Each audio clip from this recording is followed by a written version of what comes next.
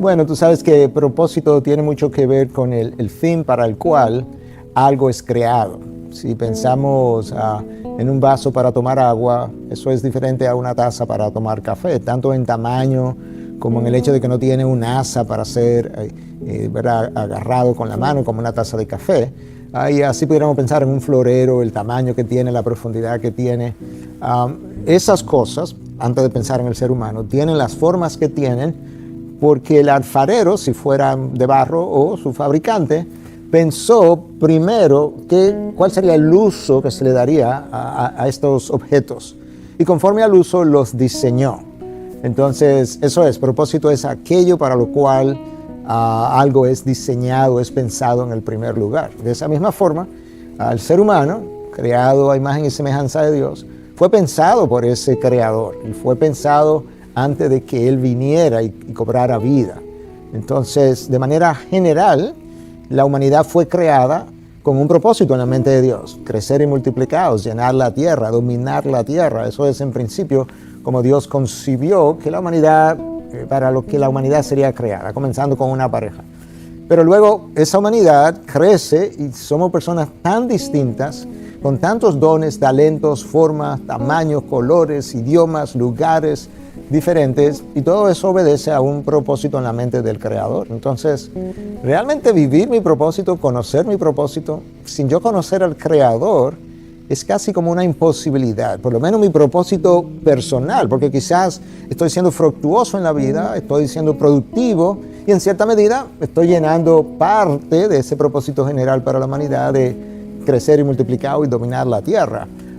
Pero cuando tiene que ver conmigo, mis dones, mis talentos, dónde nací, en la familia que crecí, el idioma que hablo, ya eso es otra cosa completamente diferente, donde Dios se va a particularizar, si pudiera decir, con cada uno de nosotros para darnos propósitos en la vida. Entonces todo comienza con el Creador.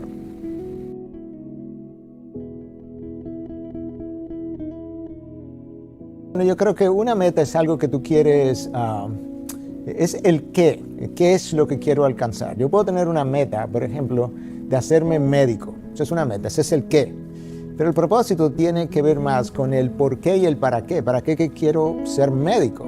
Bueno, si yo digo, bueno, para curar enfermos, todavía eso sigue siendo más de una meta. Eso es lo que voy a tratar de lograr. Pero yo pudiera preguntarte, ¿para qué quiere curar enfermos? O sea, ¿cuál es el propósito? ¿Cuál es la razón detrás de lo que vas a hacer? Yo creo que la mayoría de las personas confunden esas dos cosas. La meta es el qué quiero hacer, el propósito es por qué quiero hacer lo que voy a hacer. Y eso es lo que yo creo que la mayoría de las personas no se han preguntado, no han definido. Y yo creo que también esa es la razón por la que tanta gente al final, cuando terminan logrando lo que se propusieron, todavía siguen vacía, porque nunca encontraron el por qué estaban haciendo lo que estaban haciendo. Y una vez más, eso tiene mucho que ver con el Creador.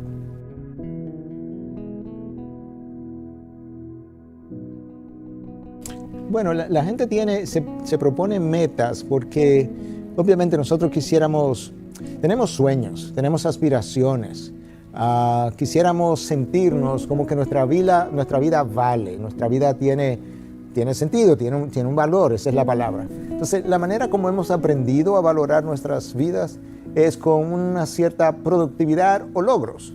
Entonces, si es en términos de dinero, me hago unas metas de qué cantidad de dinero quisiera acumular y pienso que eso me va a ayudar a sentirme o más seguro o mejor o exitoso. Pero puede ser que no sea dinero, puede ser que mi meta sea, no sé, un doctorado, un PhD, una profesión, o quizá es el desarrollo de una industria, de una empresa o más de una. Entonces siempre nosotros quisiéramos encontrar una razón que le dé propósito a nuestras vidas, y lo único que conocemos cuando no conocemos a Dios son los logros alcanzados, es lo único que conocemos como para que nos dé sentido nuestra actividad.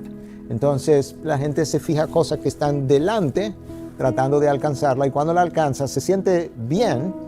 La realidad es que luego que alcanza eso quisiera alcanzar otra cosa, porque al final en eso tampoco estaba finalmente el significado de su vida o el valor de su vida. Yo creo que eso se alcanza cuando finalmente tú entiendes que lo que lograste realmente corresponde al propósito para el cual te crearon en el primer lugar. Cuando esas dos cosas se juntan, mis dones, talentos, oportunidades dadas por el Creador, con lo que me propuse hacer y lo logré, ahora entonces meta y propósito se han juntado, y ahí yo creo que comienzo a entender mejor por qué puedo sentirme diferente, porque ya estoy llenando la razón para la cual mi Dios, o Dios para aquellos que no lo creen como mi Dios, me creó. Y ahí eso es lo que comienza a darle satisfacción al hombre.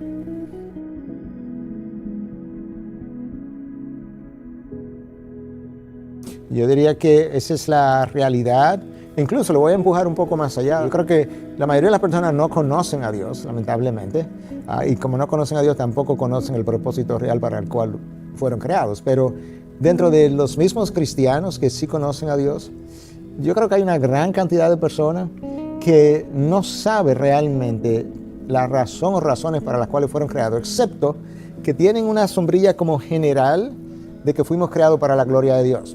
Muy bien, pero resulta que yo y la otra persona no necesariamente estamos haciendo las mismas cosas, y cosas que satisfacen a un Pedro, a un José, a mí no me satisfacen en lo más mínimo.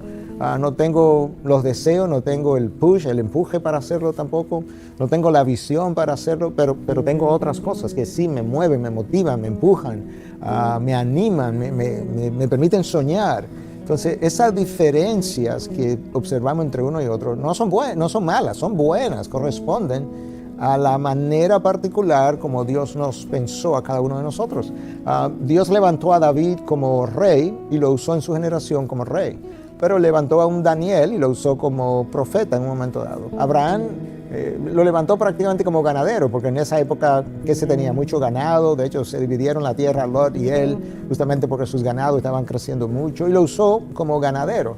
Entonces tú puedes ver que Dios ha levantado diferentes personas en la Biblia y en la historia de la iglesia, en diferentes roles, con diferentes capacidades, y los ha usado en su momento para su gloria, pero los usó de manera diferente. Yo creo que eso es vital para poder entender no solamente mi propósito, pero poder aplaudir el que otros estén haciendo y persiguiendo cosas muy distintas a las mías, porque Dios es un creador muy diverso.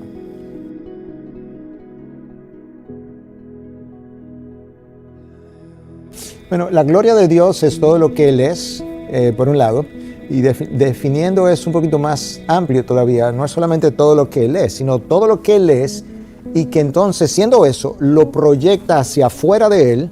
Esa proyección de lo que Dios es hacia su creación es su gloria.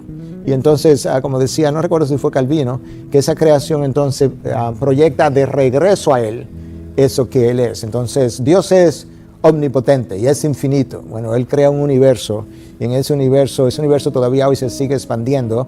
Eso habla de lo infinito que Dios es, porque no tiene fin ese universo. Hasta el día de hoy sigue en expansión. Ese universo tiene enormes fuerzas de diferentes tipos, ¿verdad? Bueno, eso habla del poder de Dios. Ese universo está sincrónicamente coordinado de una manera extraordinaria. Bueno, habla de su sabiduría. Entonces, eso es una reflexión de todo lo que Dios es. Cuando yo vivo para su gloria, yo lo que estoy diciendo básicamente es que yo voy a vivir el propósito de Dios de tal forma que cuando yo viva ese propósito, de alguna manera, eso haga lucir bien a Dios. De hecho, la palabra en el griego que es doxa, para gloria, en un principio en el griego antiguo significaba hablar bien de alguien. Entonces, como cuando tú haces una eulogía de alguien, estás hablando bien. Bueno, cuando yo glorifico a Dios, eso hace que otros hablen bien de Dios. En otras palabras, yo hago lucir bien a Dios. ¿Por qué? Porque estoy proyectando su imagen, ya sea en gentileza, en servicio, en mansedumbre, en humildad, en ser un pacificador. Todas esas cosas que formaron parte del carácter de Cristo, cuando yo puedo reflejarla y luego puedo decir al mismo tiempo, ¿sabes qué? Ese es simplemente Cristo en mí. Pues estoy haciendo que tú pienses bien de Cristo. Y cuando tú pienses bien de Cristo, si no lo conoces, tú vas a querer buscarlo y te vas a encontrar con Él. Por tanto, vivir para la gloria de Dios no solamente pone a Dios en su lugar, es que por otro lado resulta en mi beneficio, porque yo me siento satisfecho, porque eso es parte de la razón para la que fui creado, o la razón primaria para la que fui creado, pero también te beneficia a ti, porque te lleva a ti a pensar bien de un Dios que tú vas a buscar, o que ya conoces, pero tú vas a crecer en entendimiento de quién Él es. Esa es como la idea.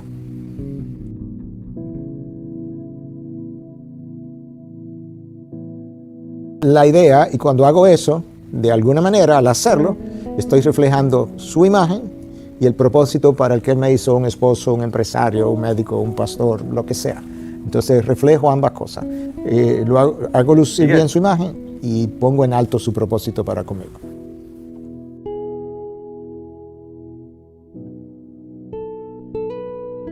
Si en medio del dolor, del sufrimiento, yo puedo pasar en paz, para poner una idea inicial, yo estoy mostrando que el Dios en el que he creído es capaz de sostenerte en medio de la tribulación con una paz que incluso trasciende el entendimiento del otro. El otro no lo entiende.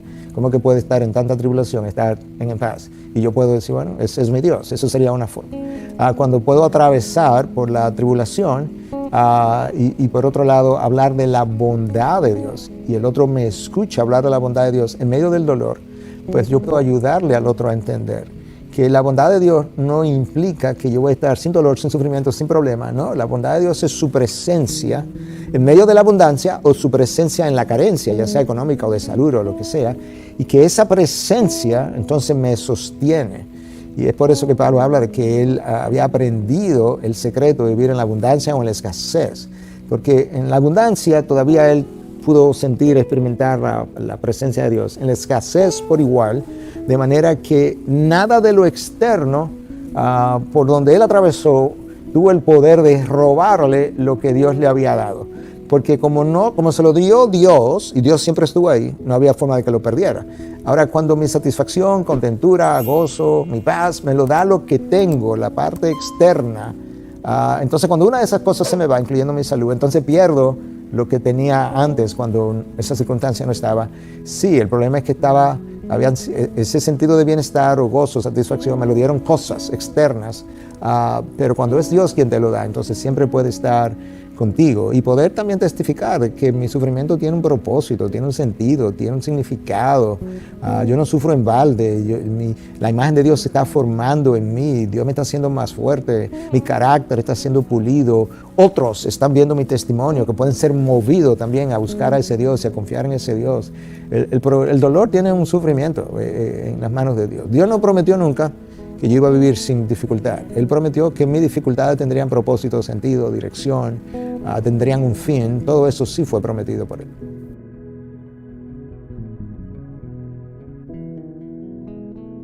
Yo creo que, mira, hay un versículo que en las últimas semanas, un versículo conocido por lo menos para nosotros que enseñamos y predicamos, y para muchos creyentes también, si han estado en la vida cristiana por un tiempo, pero en las últimas semanas ha estado revoloteando, por así decirlo, en buen dominicano, en mi mente.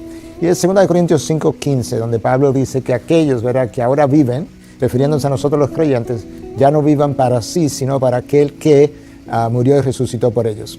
Yo creo que ese versículo define la esencia del egoísmo.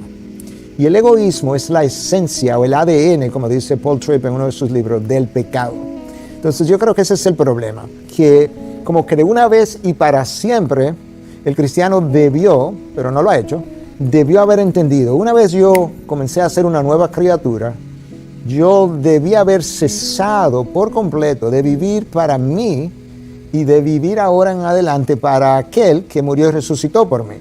Eso no quiere decir que yo voy a ser menos productivo ahora. No quiere decir que voy a estar menos gozoso, que voy a ser una persona como aburrida, sin sentido. No, todo lo contrario. Pero lo que necesito hacer es preguntarme a cada paso si realmente esto es lo que Dios me ha llamado a hacer, y si lo es, de qué manera entonces yo puedo desplegar su gloria en eso que hago. Déjame pensar eso un momento en este sentido. Como tú sabes, yo soy médico, soy pastor. En un momento dado estaba haciendo mucho más medicina que lo que estoy haciendo ahora, pero en otro sentido yo quería decir que cuando yo hago medicina, mi propósito para hacerla no difiere en nada a cuando yo predico. Lo que ocurre es que esa gloria de Dios que yo debo perseguir, en el púlpito luce de una manera y en el cuarto de examinación con un paciente luce de otra manera, pero yo debo hacer exactamente la misma cosa, procurar la gloria de mi Creador, no importa si estoy haciendo medicina o si estoy predicando. Si yo hago eso, yo puedo sentir plenitud de gozo en ambos casos. Si no lo siento, por ejemplo, haciendo medicina, hay una de dos posibilidades. O ya Dios no tiene un llamado sobre mí para que haga algo de medicina, debo cesar totalmente. O yo le estoy haciendo, pero yo no le estoy haciendo de la manera que complace a Dios que la haga. Porque si Dios me llamó a que continúe haciendo algo de medicina y lo hago conforme a como Él quiere que yo la haga, no hay duda, en mi mente por lo menos, de que yo voy a estar satisfecho. Porque eso es algo que me lo da Dios. Esta es tu recompensa, la satisfacción, el gozo, la paz, la plenitud con la que vives. Te la doy yo como recompensa de que estás haciendo lo que quiero que hagas y como yo quiero que lo hagas. Entonces, muchos cristianos todavía, Eduardo, continúan viviendo para sí. 2 Corintios 5:15 no le computa en la mente. Yo no vivo para mí, yo no tomo decisiones que me beneficien. Yo tomo decisiones que sean congruentes con la palabra, que desplieguen la gloria de Dios, que beneficien al prójimo, que Dios pueda endosar, etcétera, etcétera. Cuando vivimos así, bueno, y con esto cierro esta parte, ¿verdad?, de la respuesta, es Efesios 2:10, somos hechura suya, creados en Cristo Jesús para hacer buenas obras. ¿Cuáles? Que Dios preparó de antemano para que anduviésemos en ella. Yo le recuerdo a la iglesia nuestra continuamente, IBI no es el fruto mío o del grupo de pastores. IBI es un sueño que Dios preparó de antemano y nos dio el privilegio de que caminemos en esa obra, porque pudo haber llamado a otros y hacerlo 10 veces mejor incluso. Pero en su gracia nos permitió caminar en ella. Bueno, pero usted ha hecho un esfuerzo. Sí hay que hacer un esfuerzo, pero eso no está divorciado de la providencia, soberanía, llamado de Dios. El esfuerzo que hago es parte del gozo que disfruto, porque Dios nos llamó a trabajar desde el Génesis. Fuimos creados para trabajo. Eso es parte de mi propósito. Yo estoy convencido que en el cielo nos vamos a estar cantando la eternidad entera. Vamos a volver a trabajar. De otra forma, sí. De otra manera, sí. Con otros resultados, sí. Pero yo estoy convencido que si Cristo dijo, mi Padre trabaja, hasta hoy yo también trabajo, que nosotros vamos a estar involucrados en alguna actividad eternamente. Eso es parte de mi propósito.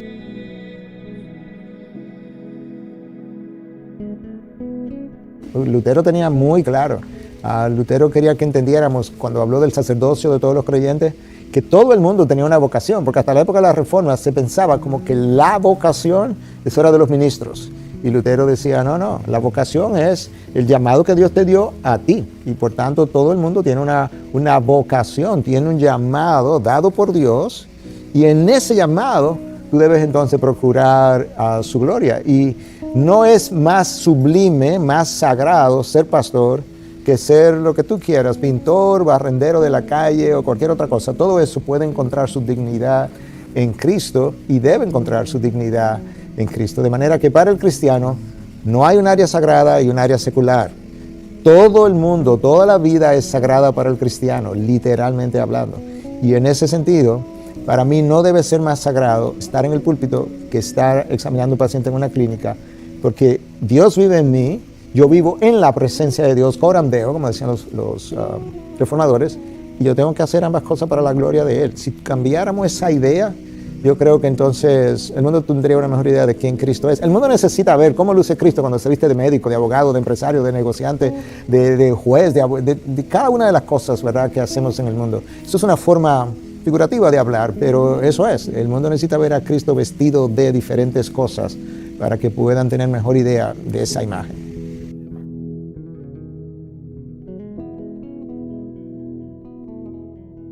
Bueno, comenzando por los que no conocen al Señor, yo creo que es bueno poder tener conversaciones con ellos donde podamos de alguna manera comenzar a explorar en ellos su sentido de satisfacción y plenitud en la vida.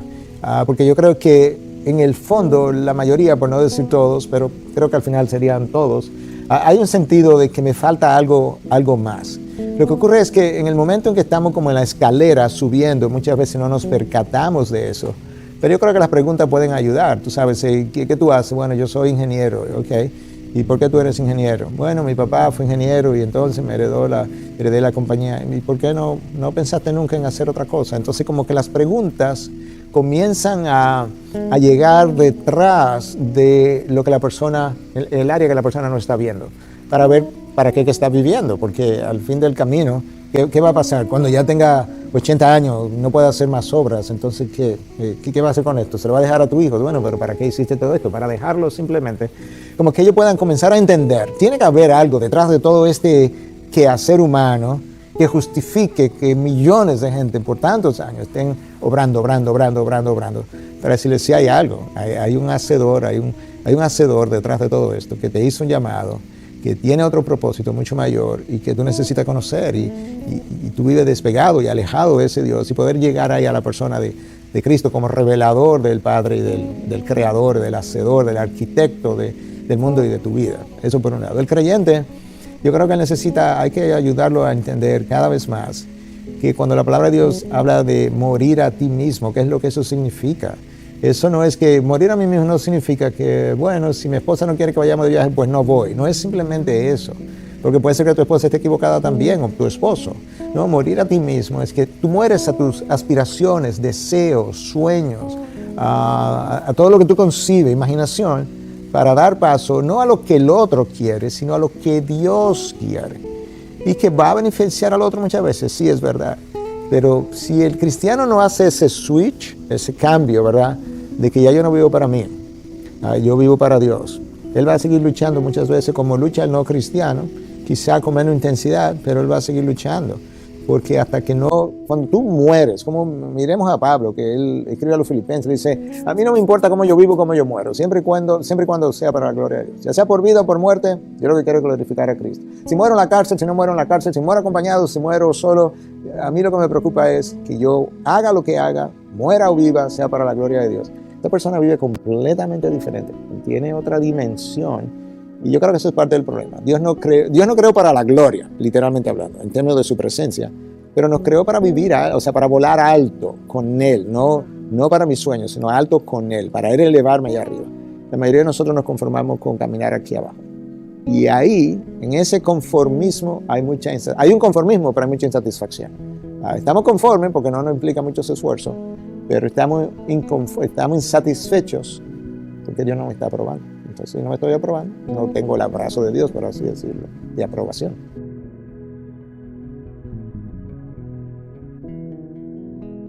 Bueno, ciertamente, yo creo que es un buen punto. El texto que leíste de que el amor de Cristo nos apremia, en otras traducciones dice nos constriñe. En el lenguaje original es como ser, la idea es como ser pegado contra la espada y la pared, por eso Pablo ahora me constriñe, como que no me deja opción, pero ¿cuál es ¿cómo que no te deja opción? ¿No? La única opción que me deja es tan inmenso, es tan extraordinario, es tan centrado en mí, o sea, para mi beneficio, que lo único que yo puedo pensar es que ya yo tengo que vivir para Él. No puedo vivir para nada más. Esa es la idea de que no me dejó con otra opción. No porque no había otra opción, es que cuando tú lo puedes aquilatar por lo que Él hizo, tú concluyes, mi única opción es servirle, porque si Él murió por Él, lo menos que yo puedo hacer es vivir para Él. Él murió, yo vivo. Él murió por Amén. mí, yo vivo para Él. Esa es la idea. O sea que sí creo que fue muy bueno que lo pudiera complementar.